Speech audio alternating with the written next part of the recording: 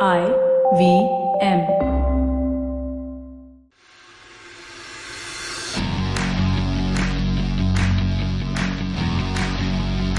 Hello and welcome to this week's episode of the Edges and Sledges Cricket Podcast. I've got my two co-podcasters with me, but they're not in the best mood because India's just lost the second ODI of this India versus Australia series. I'm going to come to you first, Ashwin.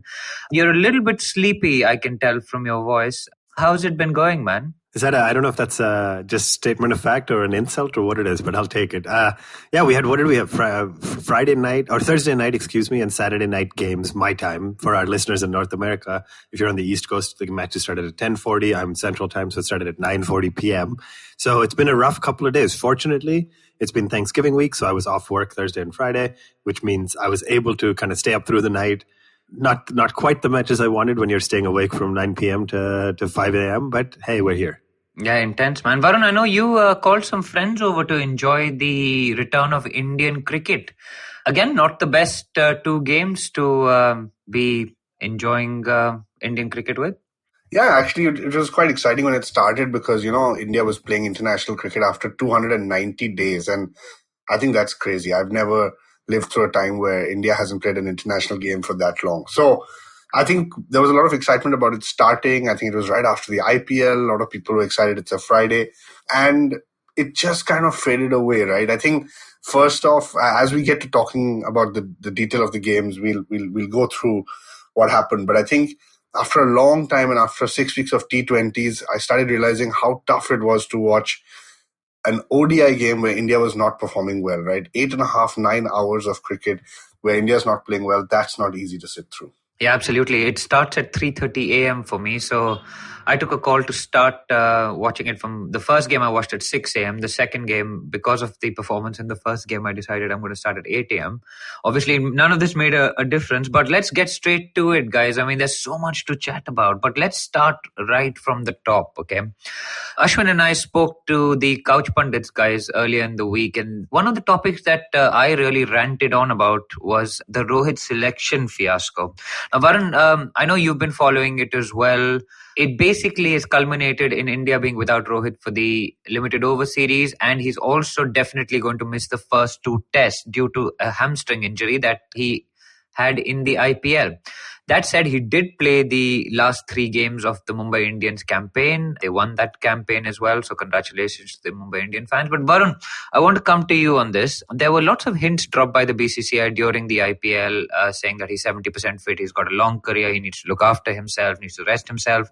They didn't come out specifically and say, no, he should not play. But Varun, do you think that Rohit Sharma prioritized the IPL over the Team India tour of Australia? Whether rightly or wrongly, was there a priority given to the IPL games? Well, it certainly seems like that, DJ, because nobody's giving us any more information. You got Kohli coming out and saying he has no idea what's happening.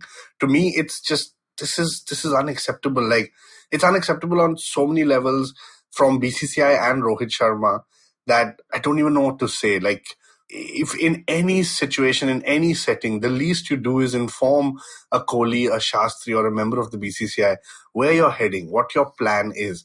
There have been all sorts of rumors he's an NC in Bangalore. Then his father's got COVID. I mean, I hope everything's okay with his dad, but I just can't believe that being the vice captain of the team, you just couldn't drop one WhatsApp message to a single person.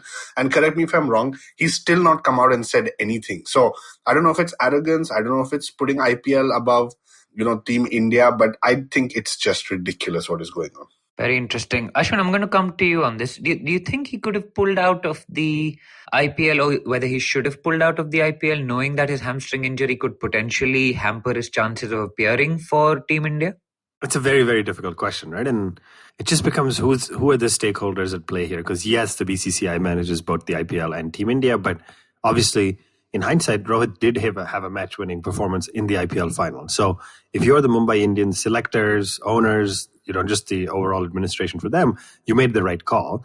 Also, I'd say in general, now hamstring injuries are very tough, right? So in my understanding, it's probably wrong, but from my reading of the situation, it was probably either so bad, if it was a second or third grade tear, that he wouldn't have been able to walk or run at all. If it wasn't that bad, then the odds that a T20 match are going to make it much worse are fairly low. So I obviously, as Varun mentioned, think the whole thing is bizarre. There's probably a little more behind the scenes than we're talking about, but I think it's a very difficult decision to look back and say maybe he shouldn't have played the IPL final. Yeah, I agree. I mean, he's got to have communicated, right? But that's what I want to come to. It's the communication point, because Varun, you mentioned that video from Kohli, so I'm going to come to you on this. Kohli actually says that we didn't know anything about it. He played those IPL games, so we assumed he would be on that flight to Australia. So those seem like really strong and harsh words for an Indian captain to be using. What did you make of that video that came out of Kohli talking about Rohit's absence? Yeah, I think when I saw that, I looked at it from a confusion and an anger perspective. I think Kohli and Shasi have the right to be angry and at the same time genuinely confused. Now, all it takes is for one text. Now, even if there is some politics going on between Rohit and Kohli, ultimately Rohit has got to respect somebody in that team, right? Whether it's Shastri or anyone else, to simply just drop a line and say, here's where I'm going. You even heard Kohli say they read emails and they got team emails about Rohit's updates in the IPL. The point is there's email, there's WhatsApp, there's so many different forms to communicate. How can Rohit Sharma go off without a single person knowing where he is? That to me is just irritating enough for me to say, man, just stay where you are. We're not interested in having you here. As the vice captain of the team, I really think this is unacceptable. And Ashwin, given the question mark that hangs around Rohit Sharma in the test game, right? I mean, there's been a bit of a question mark around his ability to play test cricket, which he was seeming to put behind him by scoring that double 100 at home against South Africa and another 100 in the next game. Do you think that he jeopardized his chances of being seen as a all-format player by playing those last few games in the IPL? Because he's going to play the last two tests, but in Kohli's absence, this was really his chance to, because he knew Kohli is going to miss the test because for the birth of his child, but this would have been the chance for Rohit to really step up to the mantle and say, I'm your guy in test cricket as well. And that's really got me for some reason. I don't know what you think about it. Yeah, I mean, first off, I'll say for our listeners, we did a special guest appearance on the show called Couch Pundits on YouTube midweek, where DJ goes on this fantastic rant about this exact question. So I'm going to have a hard time topping the way you said it, but I think you seem to have a ton of kind of anger over the fact that Rohit had an opportunity to be an all-format great, and he has just squandered it, knowing that Kohli wasn't going to be there. So I think from my perspective, this might be harsh, but Rohit's still quite a ways away from being a test match great. So I don't think this series would have quote unquote made or broken it. But man, India playing Australia is, on paper at least before it starts, expected to be close and going to be a tough competition. It's just unfortunate, and yeah, I think it will probably hold him back in the eyes of the history books, but I don't know whether it necessarily holds him back from being an all-time great with this one series. No, and also Absolutely. I think just to add on, it's okay to not play. It's okay to not be available, right? That there is COVID going on. There are bio bubbles. Your family needs you. You need certain breaks. Whatever the reason might be, it's okay to not play. Even as we talk about the two ODIs, DJ, I think everyone of us will agree that Rohit being there would have not made any difference, right? So to me, it's like you mentioned, it's just down to the communication. But Varun, so not to belabor this point, but it sounds like you 100% blame him. Is there a world where he's not to blame, where between the Ambanis and Shastri and Kohli and the other BCCI folks, they are the ones who've messed this up? No, I mean, since somebody has to come out, Rohit has to come out and tell us the story. Unless I don't hear anything, and right now it's 100% Rohit's fault for not communicating.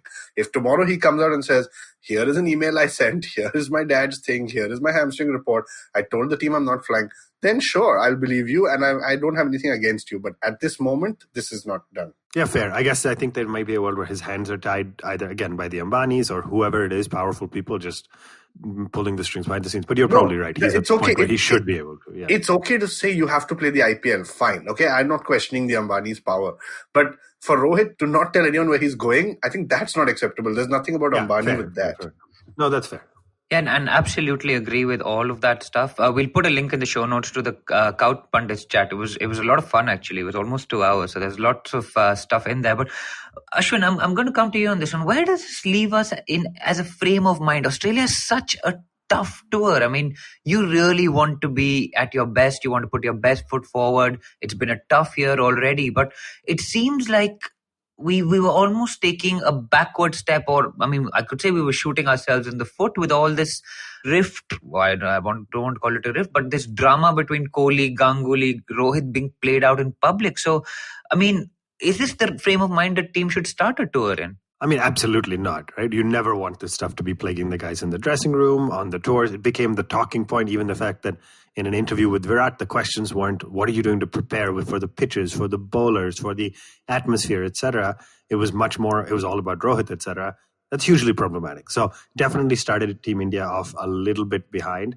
You should still back a team of this caliber with these kind of resources to step up and get above these issues, basically. But it definitely started us off on a back foot, yeah. And for me, actually, just to add to all of this and just to close off the Rohit topic, it was just disappointment because he has the talent, right? He has the ability to be a good test cricketer. He's moved up the order. He comes out when it's 0 for 0. He's got a clear mind. It was just so disappointing for me to see him squander that opportunity. And I think that's where the anger comes from, wishing the guy well, actually, which is ironic. But Ashwin, you also talked about the atmosphere, right? And I'm going to come to Varun on this one. Varun, how good was it to see crowds back at the SCG, man? I mean, just the spontaneous applause or roar when ball hits bat, right? Which wasn't pre-recorded like it was for the IPL. How good was it to see that, dude? Absolutely. I mean, that was the highlight, right? Whoever wins, whoever loses, I think the real winner in this situation is that the fans were allowed back in the stadium. And DJ, don't forget, in the second ODI, we saw an Indian guy proposing to his Australian girlfriend, and she said yes. And so now all the memes are doing the round. So whatever it is, Glenn Maxwell was clapping when that happened. It's just great to see people back in the stadium. Yeah, absolutely. There was also that political statement in the first ODI, which I don't think the cameras actually caught. It was the Adani, no loans for the Adani project, right? Ashwin, anything to add to that? Yeah, nothing specific on the political one. I did want to call out, I'm surprised Varun didn't mention David Warner doing his TikTok dances on the field. He mentioned the proposal, but not Warner's engagement. Yeah, he was doing Butta Bamba, which is a very famous Telugu song. And everyone's gone crazy on that. Went crazy during quarantine, yeah. Yeah, and Ashwin and I started listening to the song after David. I think more you than me, but that's fine. We'll go. Varun, can you start our One Tip One Hand TikTok channel, please? Yes, that's gotta be the next project. That would be great. Yeah. Well, you can copy your bowling actions as well, and that is the outlet. I can't even remember what platforms to say at the end of the show. You'll add another one to the list. We will put you in charge of TikTok. You can be in charge of that specific vertical. Did you hear what the new app was when TikTok got banned in India? I have no idea. It is called Takatak. Takatak. That's marketing genius. Ambush marketing. Anyway, let's get back to the cricket, guys. We have a lot to get through, and we have a great guest coming on the second half as well. So let's move on. Well, Ashwin, I'm going to come to you on this first, okay? Bowling concerns. We have conceded 370 plus in the first ODI and then nearly 390 in the second ODI. Ashwin, what's going on with our bowling? I mean, this is the bowling lineup that you, all three of us picked, right? I mean, almost without exception. Yeah, I mean, it's shocking when you have Bumrah and Shami who've had I want to say the summers they've had, but actually the last, call it 2 years, they've both had just look completely ineffective, right? I guess Shami actually picked up some wickets in the first match, so it's harsh to be that negative about him. But Bumrah, I mean, 1 for 73 in the first match, 1 for 79 in the second match. Shami also was 1 for 73 in the second match. I mean, so much so that against the initial game plan, we decided to bowl Hardik Pandya for 4 overs. We bowled Mayank for an over. Yeah, Mayank bowled an over. Shocking. Which is just crazy, right? Wow. Saini's unfortunately looked very, very bad. Now, let's put out there, even in both losing causes, I mean, in the first match, we made 308. In the second match, we made 338. So obviously, this is a batsman-friendly pitch.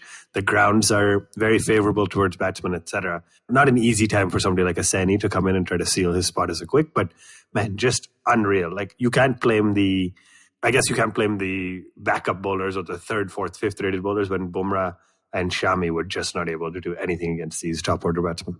Varun, what about the fielding in the first game? We saw Shikhar Dhawan miss a catch of Steve Smith. We saw a number of catches going down, which obviously had an effect on the overall outcome. Why were we fielding so poorly? These guys have been playing cricket for the last 7 weeks, 8 weeks, right? So it's not like they're out of nick. Yeah, I mean, DJ, let me ask you, is there any difference in the ball, you think? Like, I'm not that technical to be able to know that level of detail, but is the ball very different to what they played with in IPL? So they play with the Kookaburra ball in Australia, but the grounds are probably larger. So I don't know whether it's an eyesight thing, so they're not able to pick the ball coming out of there's also the sunlight's much brighter in Australia, right? Yeah. So and So we fielded first both times. So maybe it's a combination of those factors. But I mean, so many catches going down. I found it shocking, Varun. yeah, it was very shocking. I think what irritates me the most after a Shikhar Dhawan drop catch is that I feel that he's almost ready to do his thigh slap and he just can't do it, and so he's smiling after that.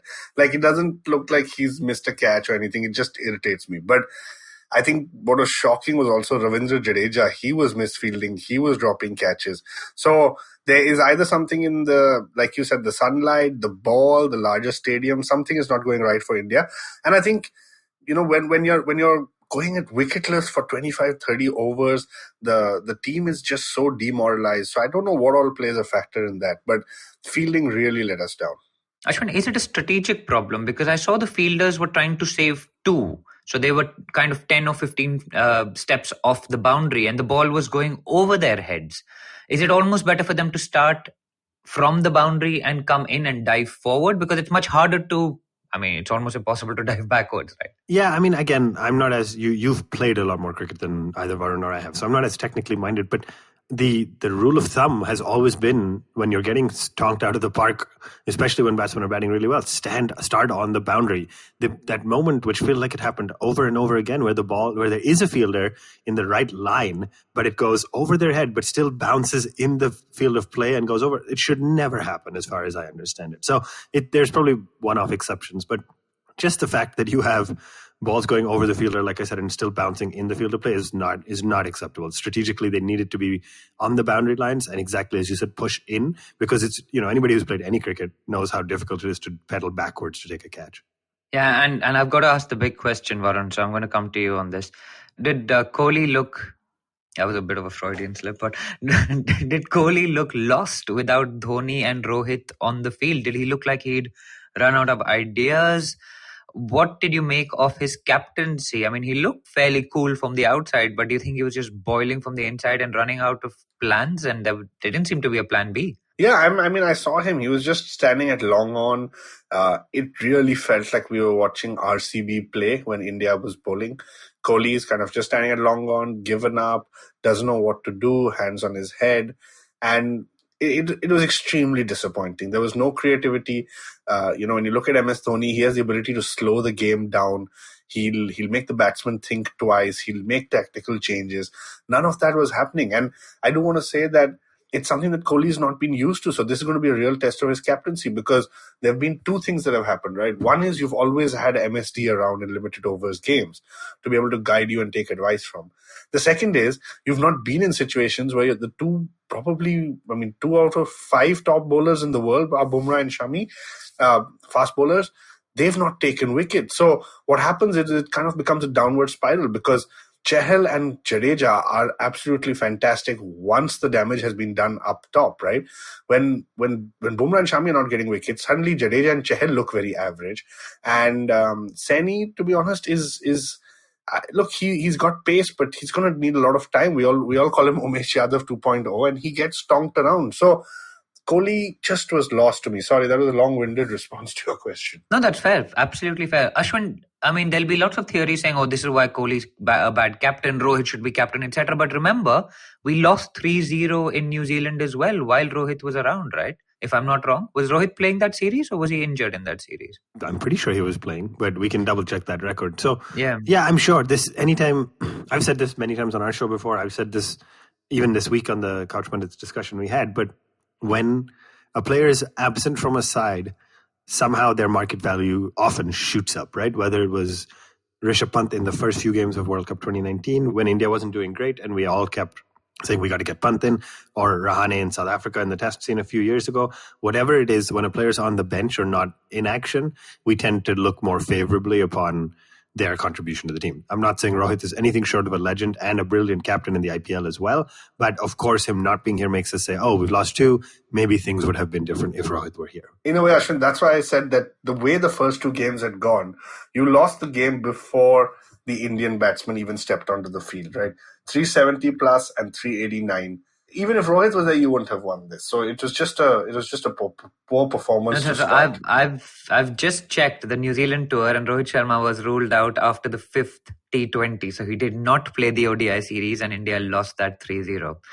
So we've now lost 5 games in a row, which is, and Rohit hasn't played any of them. So I guess the conspiracy theorists will continue. But let's come to the batting. We've obviously just brought the batting up, Varun, and I mean, all the talk before this game was about the Baiju's jersey, but man, this kind of nostalgia trip is not something we need, dude. Like, it was like watching India from the 90s getting bounced out. We had Mayank get bounced out, then Kohli went, and then that horrendous kind of periscope shot from Shreyas Iyer in the first ODI it brought back all those horrendous memories, Varun, that like basically make you, when you practice a shadow batting shot, it's not a straight drive for 4, it's an edge and caught at gully, right? Yeah, I mean, I hear what you're saying, DJ, but the batsman got to 300 plus in both occasions, right? So is that really bad batting? I agree with you, right? Like Mayank Agarwal, I mean, let's go through them a little bit. Mayank Agarwal has great starts. He gives his wicket away too cheaply. He really needs to work on that. Kohli, I guess, got great catches, but both dismissals similar. Shikhar Dhawan. But also remember, he was dropped when he was bounced. Absolutely. He was dropped by Adam Zampa Correct. in the first and game. Which is not going to happen. Which is not going to happen often. So Kohli had a bad first game. He had a much better second game. Shreyas Iyer, short ball. I mean, let's give him benefit of doubt. I think he just got rattled up by the first one. He batted very well in the second ODI. Again, didn't continue. The guy I'm most impressed with is KL Rahul. In the second ODI, I was like, for an opening batsman to come down and play at number 5, I want to see what he does. He's done well. But, I mean, hand on heart, I don't think these guys batted badly. You have to realize the mental approach when you're chasing a monster total like this, right? So, yes, you can argue, in the first match, Mayank gave his wicket away, but he had just hit a great 6 off of Hazelwood. And the scoreboard needs to keep ticking because chasing 375 is just a mammoth total. Same thing in the second game, but I guess we had acclimatized a little better to it. So all the top order batsmen at least got to double figures. Everybody basically got a start. But yeah, I don't know. I think when your team concedes 375 and 389, it's very difficult to blame the batsman in a chase because you have to go from ball 1, right? As opposed to if you're chasing low 300s or even up to 350, I want to say, gives the team a little bit of options because you have the firepower with Hardik at the end. So I'm sure we'll talk about the balance of the team, but I think it's very difficult to blame the batsman no matter how good the pitch is. Yeah, let's get straight into it. I mean, well played to Hardik for getting 90 in the first ODI, and of course, KL got runs in the second one. So, a decent contribution from those guys lower down the order. But I mean, all the chat has been about balance and selection issues. And I know we've spoken on this podcast multiple times about having multi-dimensional cricketers. Are we going with specialists or are we going down the multi-dimensional route? Now, let's come to you on this, Varun, first. Now, do you think that it was a case of not having enough multi-dimensional cricketers, i.e. all-rounders? Or was it a case of our specialists not clicking? Because you've got 5 bowlers. I'm trying to think of teams like Australia in their heyday. They had 5 bowlers. They did the job for them. Maybe had Simons pitching in a little bit. But they just did the job for them. So, Varun, what did you make of the balance and selection of the squad as well as the 11? DJ, this has been something that we've been discussing for years. I went back and in fact checked the India-Australia game from just the World Cup in 2019. And in that game, just to remind everyone, Bumrah, Bhuvi, Kuldeep and Chahal were the 4 specialist bowlers. You had Pandya and Kedar Jadhav who had to bowl the last 10. This team, to me, that has played in the last ODIs is a better team because you've got 5 full bowlers and Hardik Pandya, who's going to be a 6th. Now, he's not bowling, at least that's what was said, and then he bowled 4 overs and he bowled damn well in the second ODI. So for me, it's not a team balance question. I think this is the best we've got. And for all the listeners out there who are, and it's not because of my bias, but for everyone who's listening and thinking, should we bring back Kedar? Please don't think that way. That's moving backwards. My gut feel is this is the right team. If Pandya is bowling the full 7, 8, 9 overs, I in fact even think you could drop a Saini and bring in somebody again who's a batsman who can roll his arm for 2 or 3 overs. But the reality in Indian cricket is that there is nobody who can do that. And so this is the best team in my opinion. Hardik Pandya 2.0, Ashwin. Maybe Vijay Shankar can make a comeback for the next World Cup as well. Man, I don't know. I think there's two things. I don't disagree with what Varun is saying. I think there's two things though. One, is Saini one of the best 5 bowlers for India? It becomes the question, right? Would you play him? Is he one of the top bowlers in the world? Let's say frame it that way. And so is that the issue, that currently we do not have a 5th bowler to justify having 5 dedicated bowlers? Because if you're playing 5 dedicated bowlers, they need to do more heavy lifting and give enough pad cushion, let's call it, to the batsman. So that's one question. The second, all the discussion has become, man, if there's any one young Indian batsman out there who knows how to contribute 4 or 5 overs, I think there was a great Cricket Info article as well, but if there's any Indian batsman who knows how to bowl 4 or 5 overs, they should get fast-tracked into the side. Because, again, we've talked this for years, but this is a side that's used to, fine, Varun, your point on last year is taken, but historically we're used to having Sachin, Sehwag, Yuvraj, Ganguly, all these kinds of guys who you can throw the ball to when you're getting dropped. Even Raina, absolutely. So many guys who, even if they didn't consistently bowl, the captain knew he could throw the ball to them to change things up.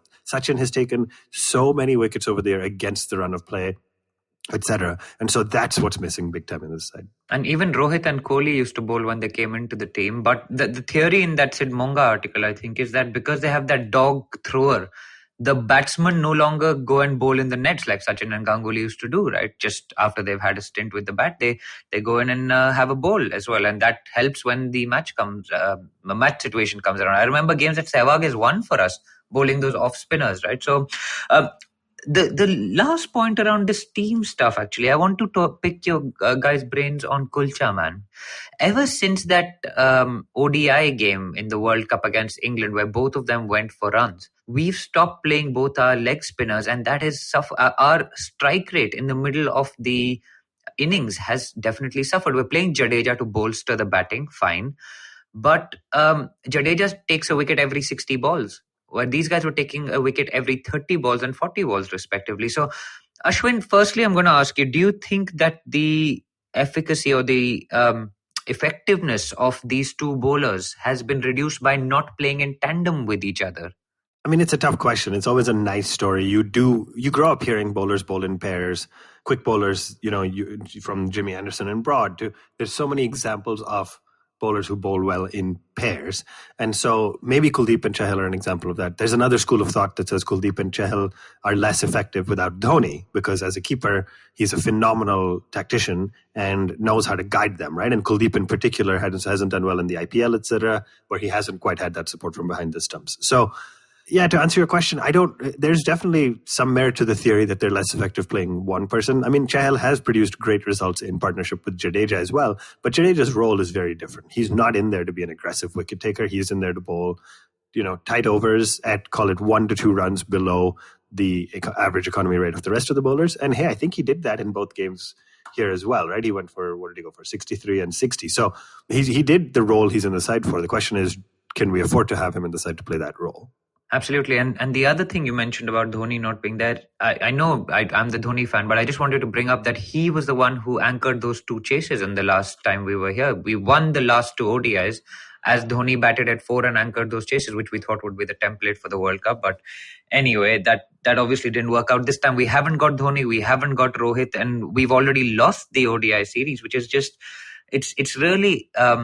it hasn't been a great year, 2020 ODI-wise. But guys, last point on all of this, I think, is let's give credit where it's due. Let's talk about the Australian team. And before the series started, Steve Smith said he'd gone into the nets and he'd found his hands right now. When he said that, I was just like, this is one of those Australianisms where Michael Clarke comes out and says, we're going to headbutt the line. It just means nothing. But the guy has come out and scored 200s in like 62 balls each, I think. Each of them was scored in 62 balls. Aaron Finch has got 100. Maxwell has got 45 and a 63. Warner has got runs. Manus Labuschagne has got runs. So we've just simply been outbatted by the Australians in this series already. And the IPL franchises for Smith, Finch and Maxi must really be scratching their head saying, what were these guys doing for 14 games? But Varun, maybe credit goes to the Australian batsmen for piling on so much pressure onto the Indian lineup and the bowlers in particular? 100%. In fact, the last time we were here, everyone was talking about, Bhuvi and Bumrah and Shami and how they did really well against these Aussie batsmen. Granted, Warner, Smith and Labuschagne weren't there, but they've come out absolutely fantastic and they've taken the attack to the Indians, right? In both matches, if I'm not mistaken, they had 100 plus scores without losing a wicket. That sets up the game right there. The minute you've got that, you're saying these guys are going for over 350. And then somebody like Steve Smith coming in after Warner and Finch have laid the foundation, scoring extremely quickly. Maxwell found his hands. Labuschagne found his hands. Everyone in that team seems to have found their hands. So, credit to them. And like I said, the first 50 overs of the match just determined the rest of the game. So India was out of it and Aussies, we had so much excitement before this week's podcast, middle of the week, as we were talking about the series, we said, what's it going to be like? And here we are sitting, having lost the series. So credit to Australians for doing that. It sounds like found his hands may be the next catchphrase. But Ashwin, let's also talk about the Australian bowling. How good have Hazelwood and Zampa been in this series, man? Zampa picking up 4 in the first game, then picking up more wickets. Hazelwood picked up wickets as well in both the games. So let's talk about the Australian bowling a little bit as well. Yeah, very solid, right? On paper, you look at the lineup and we talk about balance, but really quickly, Hazelwood, Stark and Cummins as your 3 quicks. Then you got Zampa as obviously your frontline spinner, and then they've played Maxwell as a second spinner, obviously backup for his batting. And then they played Stoinis in the first game, Henriques in the second, who's an all-rounder who can bat. So definitely a lot more balanced. They very clearly have that 6th bowling option, which they used in both games. I think Maxwell bowled 5 or 6 overs in each game. And so great start to the summer for the Australians, right? Like there's lots of cricket coming up for them. Outstanding to see Hazelwood play well. It's crazy to think for a while Hazelwood didn't even play the shortened formats of the game because he's just such a talented bowler. So I hope we find a way to play him in the 3rd ODI leading into the tests, but honestly just outstanding. Very little to add. Yeah, let's then look ahead to the next week. It's been a disappointing start to this Australian tour, but we've got 1 ODI to go. We then got the T20 series, which starts alongside a tour match. So presumably the people like Pujara and Vihari will be playing the tour match. But it seems like our squad may be split between people preparing for the test and people who are T20 specialists, for example, and Natarajan. Varun, very quickly, let's talk about the 3rd ODIs. We can play it in Canberra. What do you think? Anything is going to change? Is it going to be more of the same from Australia? What are your views on the rest of this ODI series? Yeah, I don't think too much is going to change. I think Bumrah and Shami, Chahal, Jadeja, I don't think you can leave any of these guys out, right? We've spoken about how they're all match winners in the past. So I don't think too much is going to change. In fact, I read an interesting quote by Irfan Pathan today that said, these guys are the best in the business and the best that we have. It's just about them getting their rhythm and line and length. So them coming good is most important, because I was also chatting with a friend today and I said, if this is going to be the state of Test cricket over the next 6 weeks, where we're going to have to come out and watch Steve Smith, Warner and Labuschagne hit 600 runs every match against us, it's going to be terrible. So keep playing these bowlers. I would say maybe Kuldeep may come in. That's the only change that I see. But these guys have got to keep practicing. Nothing better than match practice. And I don't think there should be too many changes. And very quickly, Ashwin, before we move to the second half of our show, what do you make of the T20 series? Do you have a little bit of a better feeling for India for that T20 series? Or is it, again, going to be more of the same, as Varun puts it? I really hope it's not more of the same. I think it's only 2 matches, so that changes the game, obviously, in terms of approach and how much it matters, to be honest. I think given that we've been crushed in the ODI series, hopefully Team India is a little more willing to try something different, push the boundaries in T20. So I think it'll be a fun set of matches. It'll be a good contest either way. I hope India does better. Absolutely. And guys, that is the first half of the show. It's been a disappointing start to the India tour of Australia for Indian fans. Well played to Australia for winning 2-0. For the second half of the show, we have a very interesting conversation with Ragini Kumar, who is... she's worked as a content producer with Sony Max for the IPL. She's worked in Times Now. She's now with Star Sports. She's been an on-field producer as well for the World Cup. And we're going to be talking to her about what life in the COVID bubbles like, and what kind of toll it takes on broadcasters and players. So it's a very, very interesting conversation. To stay tuned for that. We'll be back straight after this break, guys. So stay tuned. Hello, everybody. Welcome to an awesome, amazing, incredible week on the IVM Podcast Network. If you're not following us on social media, please do. Why aren't you? You should. It's absolutely essential that you do. It's IVM Podcast on Twitter, Facebook, and Instagram. Another fun week in the books last week, and I think you guys should definitely check out some of the shows that we did. So first, let me tell you about Cock and Bull. We did 2 Cock and Bulls on Cyrus Says last week, which is, I don't think we've ever done before. But there was just so much to talk about, and it was fun. The first one was just on Thrash, myself, and Cyrus. The second one, we had Abhijit Ganguly on, and that was a great episode. Do check that out. Check out Know Your Kanun as well. It's been a while since I spoke about that show, but Umber's been doing a great job on it. This week he spoke to Naina Sharma, a Canadian lawyer, about the ways that you do business in Canada and the challenges that presents. Definitely very interesting stuff. Do check that out. The guys at Non-Curry are doing some really, really fun stuff. Do check out their latest episode. They talk about roti, the simple bread, but it's got some complications to it. Let them tell you about what they are. Do check that out. Also, do definitely check out the Wire Talks with Siddharth Bhatia. He's been killing it, man. It's just a new show, but what great conversations. This week, he had Siddharth Singh on to talk about pollution. Do check that out. And you know what, guys? The best news of all, Simplified is back. They've been back for a few weeks, and I haven't called them out before, but remember that they're back and do check them out. This week, they talk about, does censorship make sense? Knowing the guys, I think I know the answer to that, but you should go check that out. And with that, let's go back to your show. Welcome back from that break, and we've got a very special guest with us on the Edges and Sledges Cricket Podcast this week. We've got Ragini Kumar. Now, Ragini is a very experienced cricket broadcaster, so I'm probably going to do an injustice by trying to introduce her. So, Ragini, do you want to tell to our listeners what you do, where you work currently, and where you've been in the last month or so?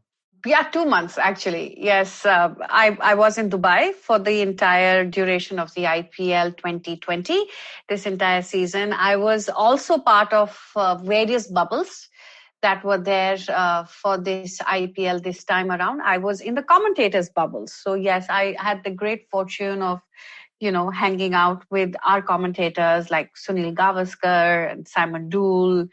Rohan Gavaskar was there as well. In Hindi, we had Akash Chopra.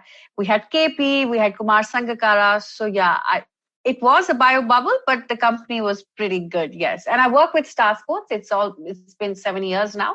I've always been in the sports industry and broadcast industry. I started out with NDTV as an anchor and a reporter. Went on to Times Now as a primetime sports anchor. Then I worked with IPL for a couple of years. And now I'm with Star Sports. Yes, the host broadcaster. Sounds like an absolute dream career for most of us. But did you also have Danny Morrison in that bubble? No. Danny Morrison was in the Abu Dhabi bubble. And we were in the Dubai bubble. So there were 2 different bubbles for World Feed commentators. So Danny Morrison, JP Dumini, Lisa Sthalekar, Ian Bishop were in the Abu Dhabi bubble. Very interesting. And so there was an Abu Dhabi bubble, a Dubai bubble, and what happened to Sharjah? Did you guys we went to Sharjah. We went to Sharjah, the Dubai guys. So we did all the games in Dubai and in Sharjah. The Abu Dhabi guys only did the Abu Dhabi games. The reason being because all 3 Emirates, Sharjah, Dubai, and Abu Dhabi have different COVID rules. And Abu Dhabi was more strict. And every time you had to cross over from Dubai or Sharjah to Abu Dhabi, you had to have a COVID test, which was valid in the last 24 hours. So traveling to Abu Dhabi wasn't the simplest. But traveling from Dubai to Sharjah was all right. But we had to produce a COVID test every time you crossed over from Abu Dhabi. So just assuming, so the players were going from one ground to another. So did they have to get a test every time they went? Yes, every time they had to get into Abu Dhabi, they should have had a test. Yes, that's correct. Oh my God. Okay. Yeah. Wow. So you talked about this commentators bubble. So were you kept separate from the players completely? Yes, absolutely. We were in a different hotel. All the teams were in different hotels, as you might know. Every team was in different hotels. Nobody was allowed to step out of their hotel. In fact, for the first 1 week when we were quarantining, we couldn't obviously even step out into the corridor. The corridor of a hotel was out of bounds because, you had to follow all the norms. And UAE is very strict with the COVID rules. And all of us who were there for IPL, we were also very, very careful because we did not want anything untoward to happen. We were all very, very careful. So I think it was the most unique experience anyone could have ever had, including Mr. Sunil Gavaskar. Yeah, it sounds absolutely incredible. But so you have a commentators bubble, you have a players bubble. The teams you say are being kept apart from each other than on the field where they were seeming to shake hands or bump fists after the game? You're right. Initially, when the practice sessions were going on, they were not allowed to mingle. Even I don't know if you saw it on social media. KKR, MI, they were practicing side by side, but they were not allowed to. And the Rohit chat with somebody, I think he was speaking to DK maybe. And he was talking to Abhishek Nair. Quite far away. Abhishek Nair from KKR, correct. But eventually, DJ, what happened is that once all our COVID tests were coming negative and we were getting into the rigmarole of, getting a test done every 3 days, initially in the first 2 weeks, the thing is from bubble to bubble, then it was relaxed because everybody has a COVID negative test. So the players could, when they were playing, after the few matches, after initial few games, they could do a high five amongst teams. Right. Because understood. And so the umpires, which bubble did they fall into? Or did they have their own bubble? Because I'm just it's fascinating for us actually to find out what the detail of these arrangements. You're right. The umpires, the third umpires, the guys who work on the Hawkeye, they were in a different bubble, which meant they could be in the same hotel, but their area where they had to go and eat breakfast was different. Their cars are different. Their lift was different than us. They used a different elevator. They were using the service elevators. Yeah. The amount of arrangements that has gone into this.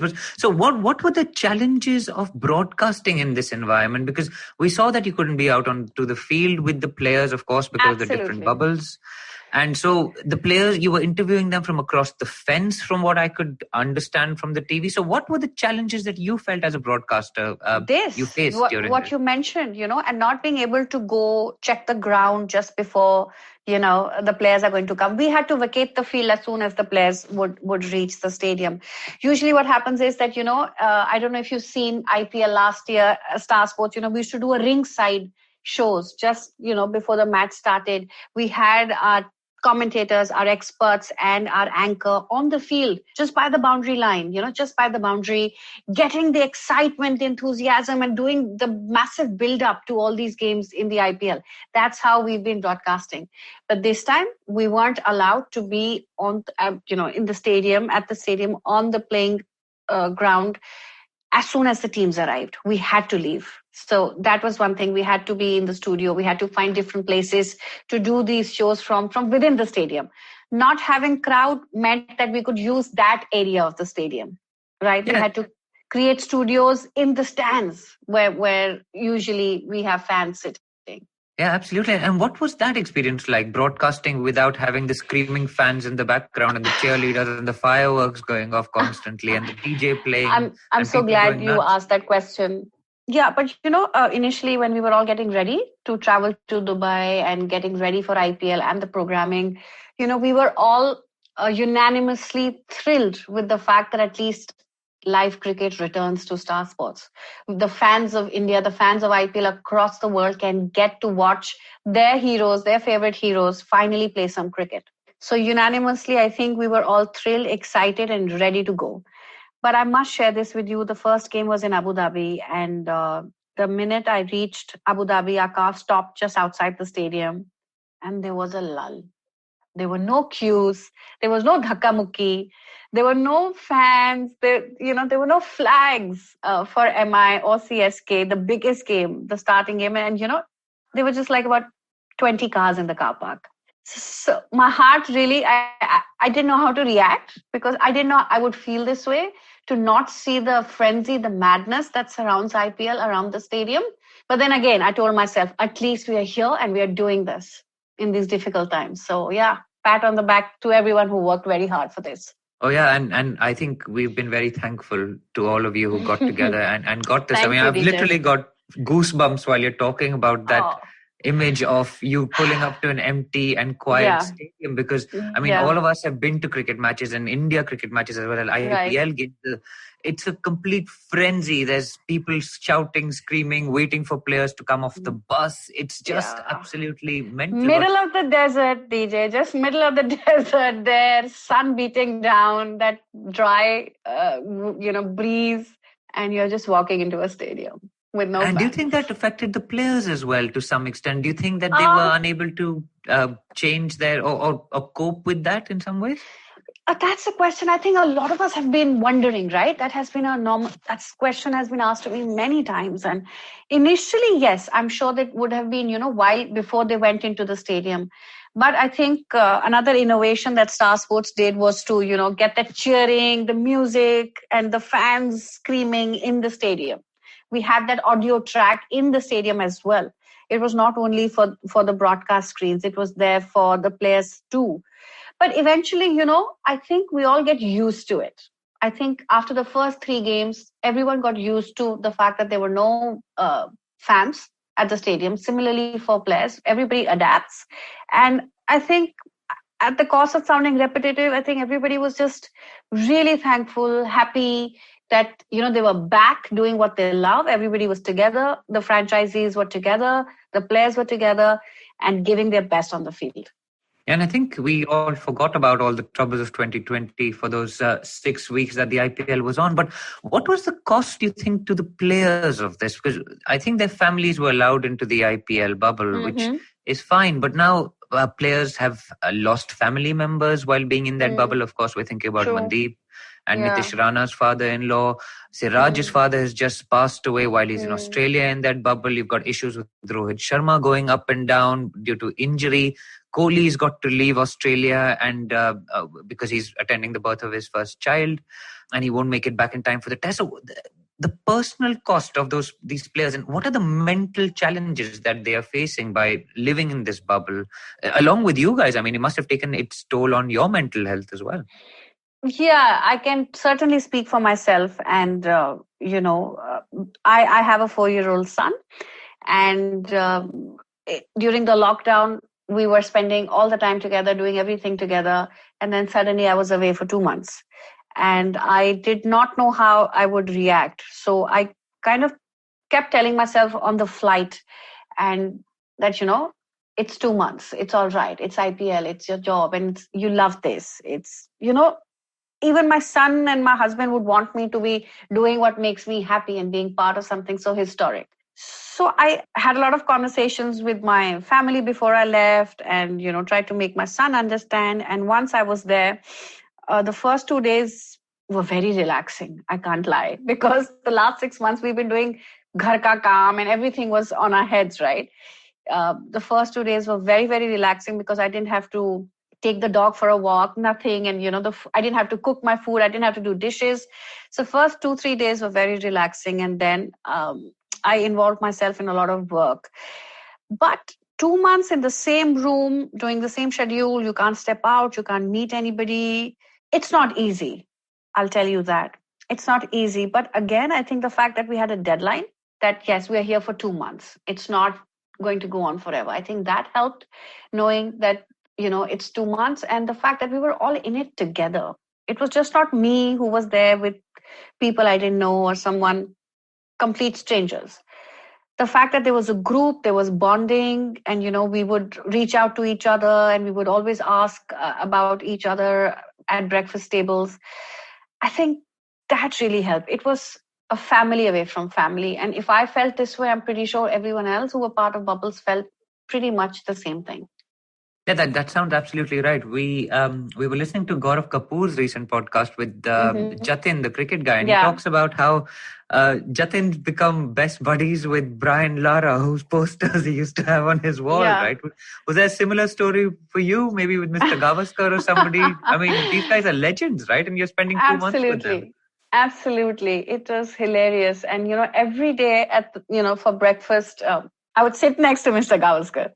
And that was our table. Mr. Gavaskar, myself, another anchor of ours, Vishnu, we would just it just happened. Everybody got their space. Yeah. For breakfast every morning, everyone knew who's going to sit where. Those guys at our hotel knew what we were going to order. And every morning I would, somehow get the conversation with Mr. Gavaskar about his playing days, right? And he's hilarious. He has this amazing sense of humor. And he would tell us the most amazing, hilarious, funny stories of his playing days. Did you have your recorder out, Ragini? I hope you've got them recorded, because that's a podcast series by itself already done in the can. True, you're right. He would tell us about Farooq Engineer, he would tell us about Javed Miandad, and he would tell us about really other funny stories about Joel Garner, when he was with Joel Garner at one point in time in UK. I couldn't believe it. I'll be very honest. I'm like, every morning I'm having breakfast with Sunil Gavaskar. Let that sink in. And he's telling me all of his favorite stories. No, that sounds absolutely incredible. Yeah. It's like a childhood dream come true, right? Yeah. So there was Pommy Bangwa, there was Mark Nicholas, there was KP, there was Michael Slater, and Sangha, as I mentioned earlier, Kumar Sangakkara was there. So yeah, by the end of it, we knew about each other's families, we knew, their children's name, everybody knew my child's name, and we would just discuss so many things. And Rohan Gavaskar was hilarious. He just kept us together. He was the spark in the group, and he'd come up with the best one-liners. It was just amazing. I'm so glad he was diagonally opposite from me in the hotel room. So that really helped, having like-minded people, who you could just walk up to and speak to them about anything. It was great. No, that sounds like one of the positive things to come out of this bubble. So Ragini, you've also joined the IVM podcast network recently. So tell us a little bit about your upcoming podcast series, because obviously that's going to be very interesting for all our listeners. Yeah, surprise! It has nothing to do with cricket. Thank God for us, right? So no, I love to write.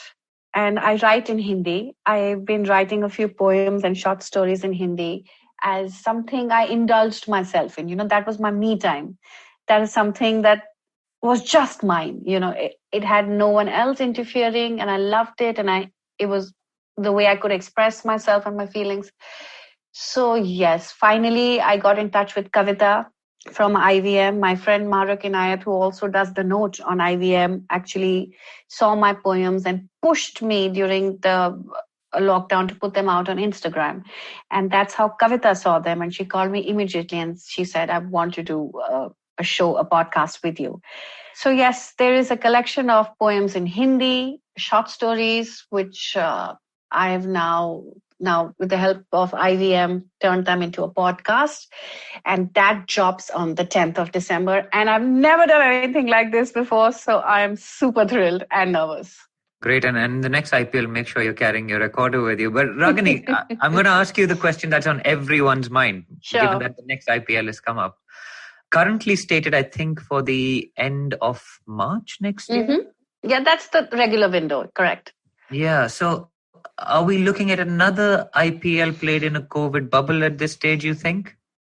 Yes, I think so. Yeah, it'll be safe to say, whether it's in India or in UAE or any other part of the world, it will be a bubble, because I think sports for a few months, if I can say for a year, I think will be played with the utmost precaution, because nobody can afford to be lax. Nobody can afford to not be protected and protect others.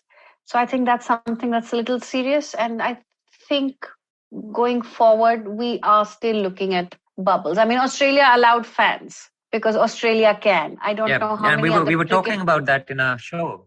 Oh, okay. And it was amazing to see that spontaneous reaction to cricketing shots and all of that. It was just like when a shot is hit, the crowd clap and the roar when Kohli's in the outfield. And it was just, again, another goosebump moment for us. But we were kind of hoping that we'd be at a stage where crowds or a smaller crowd is back in the IPL next year. Yes, but I guess Australia can do it. Australia can do it because they're doing very well with respect to their COVID numbers, given their population and the way they've still sealed their international borders. But that's what I'm saying. I don't know how many cricketing countries can allow fans. I mean, it's a very dynamic situation, right? So let's see. I mean, it's difficult to take a decision or, say anything with surety with the way things are going around the world right now. Yeah, it's all crystal ball gazing at this stage, right? Yeah. I mean, but do you think it's going to be in India or will it be back in the UAE maybe?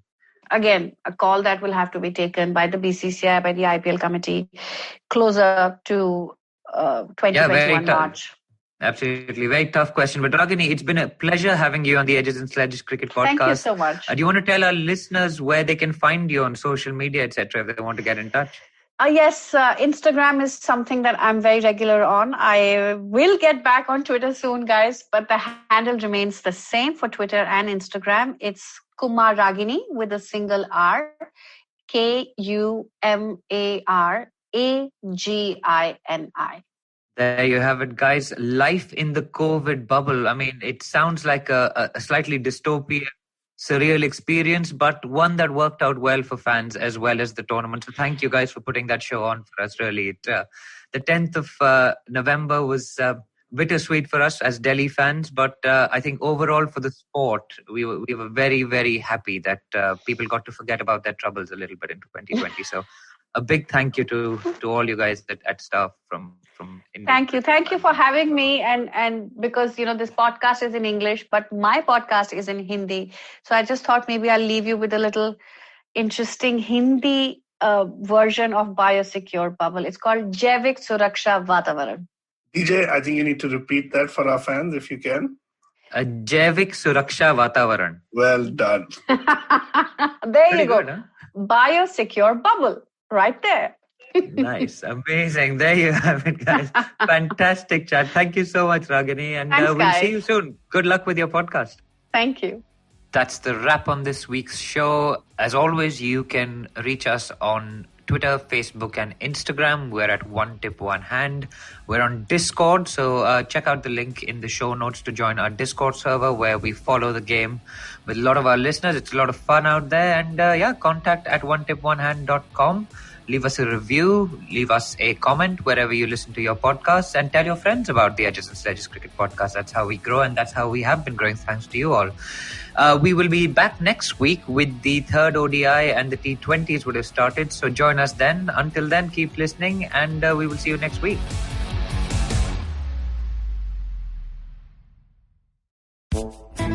पेश खिदमत है आपकी शान में हमारे अंजुमन से. Hi, I am Sadaf. And I'm Arshit. खाने का इतिहास, economics, policy, psychology, सब है मेन्यू पे. Only on the Nankari podcast every Wednesday. सिर्फ IVM podcast ऐप या वेबसाइट पर या फिर जहां से भी आप अपने पॉडकास्ट सुनते हो. रिश्ते में तो हम तुम्हारे पॉडकास्ट लगते हैं. नाम है football शुटबॉल. Presenting Football Should Ball, a show about three friends discussing our favorite game over a beer. Sometimes 3, maybe even 5. Hi, I'm Shiva, and with me are my two sidekicks, Gaurav Sapre and Karthik Iyer. Sidekick? You mean like Batman's Robin or Van Persie Robin? No, I mean like Alexis Sanchez, but with a little more skill than just playing the piano. Ha! Just shows how the best players at Arsenal are mere bench warmers at United. Oh, thank you, Iyer. But you're a Fulham supporter, so whenever you say anything to support me, I question my beliefs. Just like how Griezmann would say, एक बार मैंने जो decision ले लिया, तो मैं अपने आप की भी नहीं सुनता. Banter aside, we will talk match reports, transfer rumors, top controversies, fantasy football picks, and so much more. So grab a beer and tune in to Football Should Ball every Wednesday on the IVM Podcast app, website, or wherever you get your podcasts.